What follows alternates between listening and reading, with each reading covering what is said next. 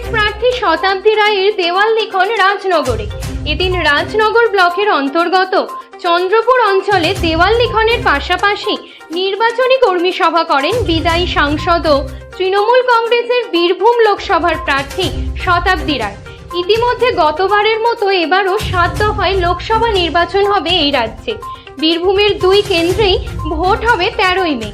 আর তার আগে নির্বাচনী প্রস্তুত শুরু করেছে শাসক দলের প্রার্থী শতাব্দী রায়।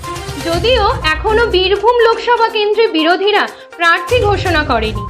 রবিবার নির্বাচনী কর্মী সভায় প্রার্থী শতাব্দী রায়ের পাশাপাশি কর্মী সভায় উপস্থিত ছিলেন সিউড়ির বিধায়ক বিকাশ রায় চৌধুরী, রাজনগর ব্লক তৃণমূল কংগ্রেসের সভাপতি সুকুমার সাধু, ব্লক সহ সভাপতি রানা প্রতাপ রায় সহ ব্লক ও অঞ্চল এবং বুথ স্তরের নেতৃত্বরা। রাজনগর থেকে সায়ন সরকারের রিপোর্ট, বিবি নিউজ।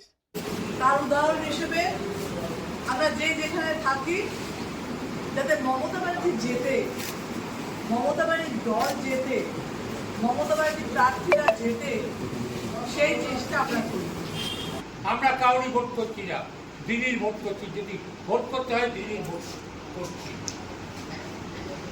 সেই কথাটা যেন মনে থাকে। আর এই 6টা বুথ যেটা আছে তাদের লিড করতেই হবে, করতেই হবে। তার জন্য যা করতে হয় আমরা করবো। তোমরা শুধু আমাদেরকে বলবে যে দাদা এটা করে দেন। আমরা কারোর কাছে মাথা নত করি না, করবো না। আমাদের কিছু হাইফাইও দরকার নাই। আমাদের নিজস্ব সত্তা। আর ওরা কেন ভোট পাবে?